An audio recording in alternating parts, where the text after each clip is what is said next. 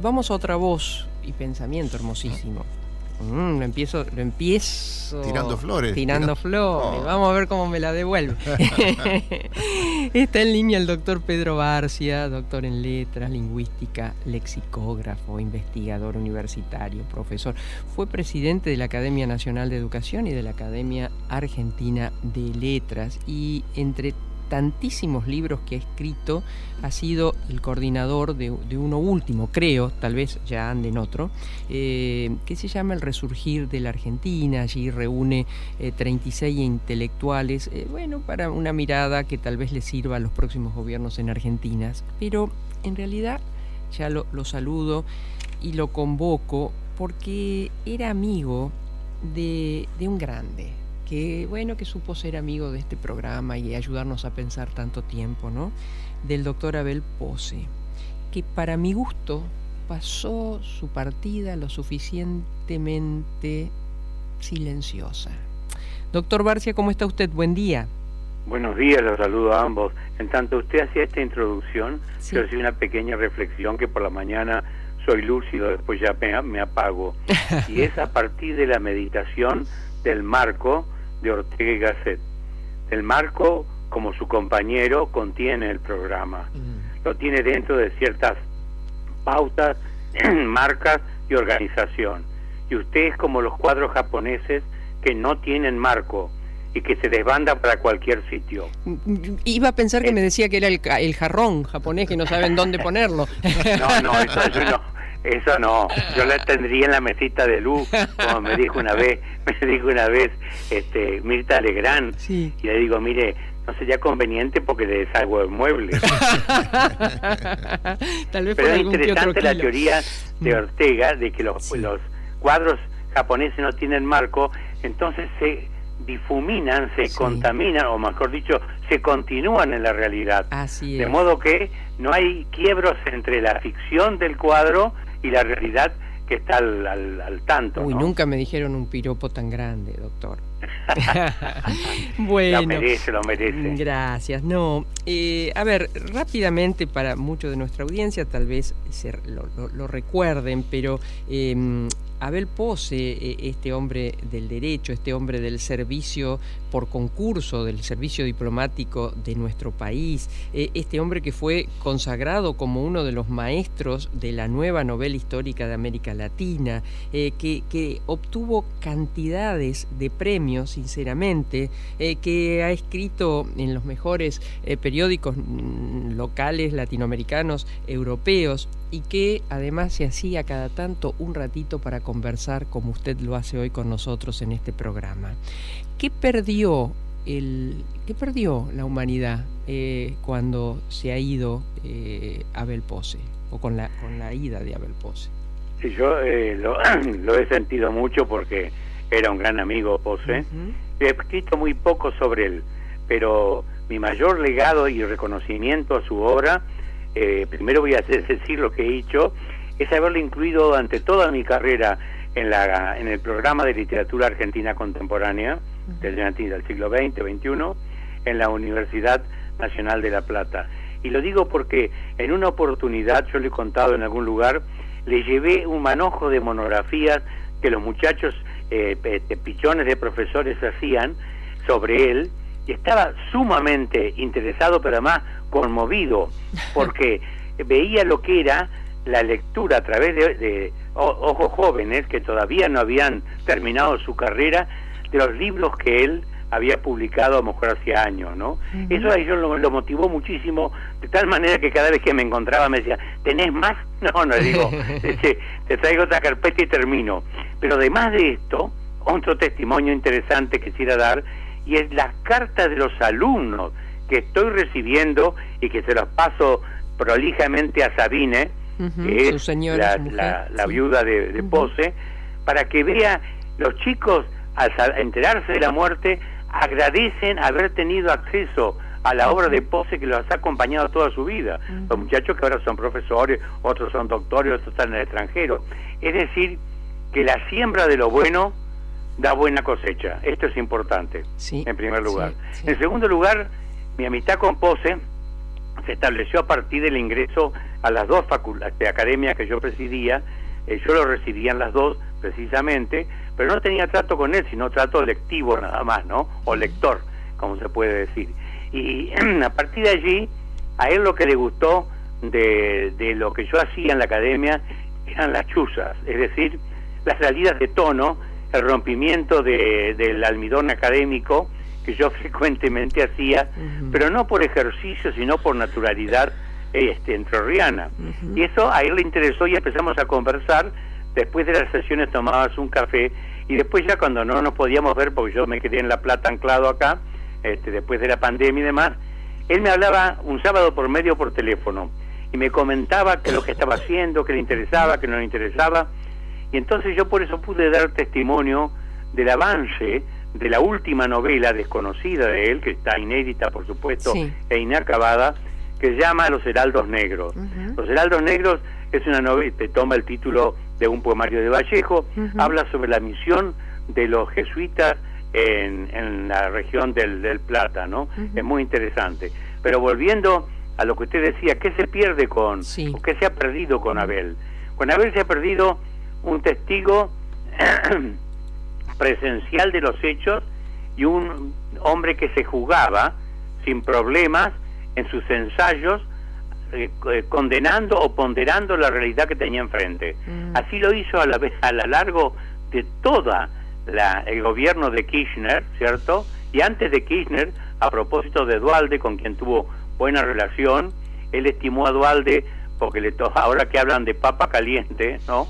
Le tocó a Duhalde la papa caliente del cambio. Bueno, él lo animó a que se esforzara y después siguió con un testimonio permanente de la decadencia kirchnerista en los 5 libros de ensayo que publicó, que recogen los testimonios periodísticos, como usted decía, de diarios europeos y argentinos, exponiéndose a lo que se expuso, que le quitaran finalmente la embajada de España, porque no era ponderativo del gobierno, en fin. Y la otra consecuencia desgraciada que tuvo, que él no lo sabía, porque él no se metía mucho en el plano electrónico, y yo un día le digo, mirá Abel, él me decía maestro a mí, ¿no? Y yo le digo, sí, me da el tratamiento que yo le daba al boletero del tranvía, ¿no? Porque en esa época... claro, maestro, me corta un boleto. sí, claro. Entonces, yo le digo, mirá, te han trucidado en Wikipedia, porque el gobierno kirchnerista organizó, muy bien organizado, equipos que trabajaron en Wikipedia. Como en Wikipedia se puede entrar e intervenir un artículo modificándolo, a mí me hicieron morir en el 2012, recuerdo, pero bueno, le había modificado, le habían reducido, porque eran jíbaros, reductores de cabeza, a 10 líneas el currículum enorme de él.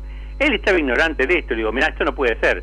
Así que hablé al director de Wikipedia y dije, vamos a meterlo, sí, hagan, porque todos pueden actuar y en esto. Entonces hice un equipito con 2 especialistas de él internacionales, uno Macra, que es un francés, y con Espósito, que es un argentino que está en Australia, los mejores conocedores de la verdad, y rehicieron lo que hoy se puede leer en Wikipedia. Entonces se perdió un testigo ocular, como diría Belloc, de lo que estaba ocurriendo, pero un testigo comprometido, que iba diciendo lo que opinaba y se exponía. Claro. No era un acomodaticio. Esto es lo primero que se perdió en cuanto a la realidad argentina cambiante y oscilante, ¿no? Si usted repasa los 5 o los 6, mejor dicho, son 6 tomos de ensayo desde el 2001 hasta la muerte de Pose, se va a encontrar con este enjuiciamiento de la realidad, pero con una nota siempre positiva, es decir, nunca tira pálidas, nunca se tira abajo, es lo que llamaba un esfuerzo de agogía, había que decirlo en griego, sí, ¿no? Sí. Es decir, desde abajo hacia arriba, levantarse siempre, el resurgir. Por eso una de las motivaciones para el libro donde él publicó la última colaboración de su vida, y me han quedado páginas inédita que después le cuento. Bueno, en este libro, El resurgir de la Argentina, un poco tomé el impulso de él y de Marcos Aguinis, que siempre dijo que no había tanto que quejarse que no actuar, ¿cierto? No tanto vociferar, sino ponerse en la brecha. Como Ortega y Gasset. Claro, Ortega y Gasset decía, bueno, argentinos a las cosas. Sí. Bueno, los dos se pusieron en esta actitud. Lamentablemente, al libro que publicamos ahora, El resurgir de la Argentina, no llegó por salud Aguinis, porque eran los dos pensadores que estaban opinando críticamente, enjuiciando la realidad política argentina y jugándose mucho en esto, ¿no? Bueno, perdón, interrúmpame cuando quiera. No, le quería también remarcar un hecho que cuando usted menciona y subraya el optimismo, ¿no? Como bueno, esta realidad no me gusta, pero se puede, hay que transformarla. Digo, la resiliencia tanto de él como de su mujer, porque esto nos lo contó y ha escrito al respecto, al haber perdido a su único hijo, ¿no? Sí. En realidad, usted me dice, perdón, le escuché la última frase. No, le decía que ha sido en él una constante, me refiero a esa actitud de ponerle el pecho a la vida porque le pasó lo peor a él y a su señora. Que efectivamente, Iván, el único hijo que tuvo, se suicidó en París, lamentablemente. Sí. Esto fue para él un desgarro increíble, increíble. Estuvo mudo durante mucho tiempo sobre ese tema hasta que después publicó un libro sobre la muerte de su hijo, ¿no? Una vez que hizo el duelo, que le costó muchísimo, pobre, pero se sintió muy desgarrado. Pero pese a esa experiencia y pese al vapuleo que le dio el kirchnerismo quitándole la embajada en España, donde estaba luciendo abiertamente, porque teníamos un embajador de lujo que estaban premiando con los premios más altos de la novela en España al embajador argentino. Bueno, pese a todo eso, como decíamos recién, él siempre se sobrepuso, nunca se tiró abajo, al contrario, ¿no? Lo buscaba siempre una salida, era optimista, aún en el tono de voz con que hablaba, siempre había una forma yo diría de predicar, en el sentido en que se llama proclamar, hablar en voz alta sobre algo. Cuando hablaba en la academia también hablaba en voz alta, ¿no? Tenía un decir lento, graduado, bien manejado, la frase bien trabajada, pero siempre era un mensaje optimista. Y esto es en lo que disuena con muchos de los augures ensayistas argentinos que se ocupan de la realidad nacional. En esto él apostó siempre para adelante, un pum para arriba, digamos. Claro, recién yo creo que le hice un excuso oral, ¿no? Porque fui a buscarlo. ¿Perdón? Recién, cuando le preguntaba sobre el tema de Iván, le hice un excuso oral. Fui a buscar a ver qué decía usted con eso. Usted dice una salida del curso. Claro, exactamente. A eso se refiere. Exactamente. Bueno, en realidad la conversación es eso, María Herminia. Claro. La conversación es una serie de idas y venidas, ¿cierto? Que tiene la flexible unidad de la corriente, que como va corriendo va cambiando, dice Lugones, y dice yo lo único que manejo son citas, como decía aquel, usted tiene más citas que cortesana vieja. Bueno, la cita de Oscar Wilde que dice: por los desvíos y los excursos entra la vida en la conversación. Es decir, la cosa sistemática es excesiva y a veces mata la vitalidad, ¿no? El excurso que usted hace es un excurso positivo porque me da posibilidad que yo estribe, como decíamos los paisanos, en otros temas de pose, ¿no? Cuando él entró en las dos academias, los dos discursos que hizo, bueno, tres discursos, porque en la academia primero hizo un discurso cuando le premiamos una novela que se ambientaba en Tucumán, una novela interesante, un poco desconocida por la crítica, pero que realmente es novela curiosísima y de valor. Bueno, cuando él habló sobre su propia obra, no abundaba sino en aclaraciones sobre la obra.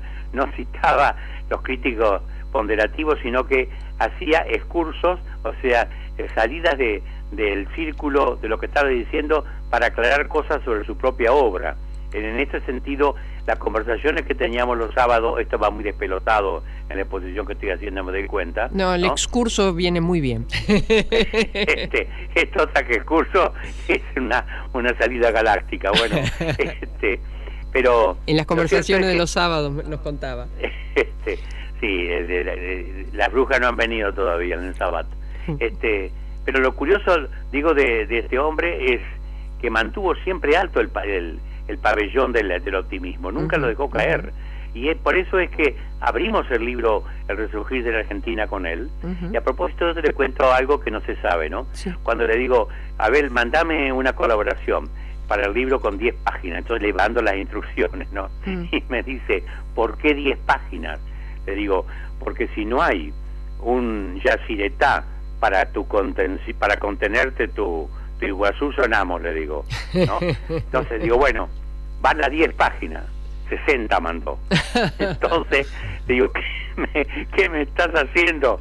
Quiero abrir el libro con vos, pero me estás escribiendo el libro entero. Y entonces me dice, bueno, estás libre para elegir lo que quieras y retocar lo que quieras.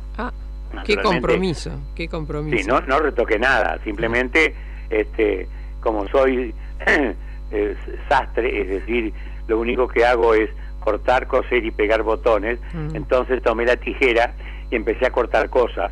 Y de 60 páginas, articulando uno con otros, porque el pensamiento de él era coherente, era fácil hacer eso, me quedé con 25 más o menos. Él estuvo totalmente de acuerdo. Ahora, esas otras páginas no se han publicado, están inéditas, porque lo último en realidad que se publicó de Posse es lo que publicó el ensayo que habla el libro nuestro, ¿no? Claro. Que es un ensayo duro, porque nos muestra con causticidad la situación en que estamos, en un contexto no únicamente hispanoamericano, sino mundial, muy interesante la visión de él.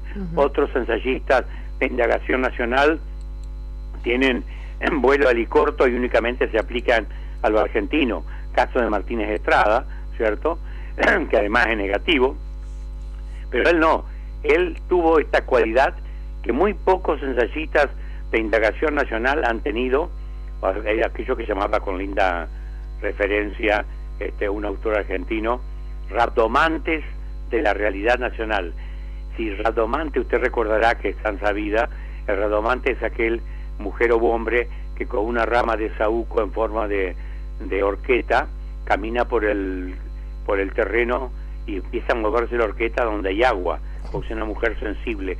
Entonces es el lector de cursos subterráneos. Interesante. Muy esto, interesante. ¿no? Sí. Bueno, volviendo a lo que decía, en realidad la dimensión que le da él al pensamiento argentino es situarlo en un contexto internacional, en un contexto mundial. Eso no es frecuente entre nosotros, que somos más bien, en cuanto al ensayo, vuelo o navegación de cabotaje. Doctor Barcia, tengo que ir al informativo. Me imagino. No, le agradezco infinitamente, por supuesto que da como para seguir hablando y muchísimo del doctor Abel Posse, y usted lo hace de una manera excepcional. Le agradezco mucho y otro día vamos a seguir hablando con los distintos protagonistas de El Resurgir de la Argentina. Muchas gracias. No, pues gracias a usted por escucharme con paciencia. Un abrazo enorme. Igualmente para ambos. Cierro con el título, ¿no?, de Abel Posse en este libro: Hacer o no ser y poder para ser.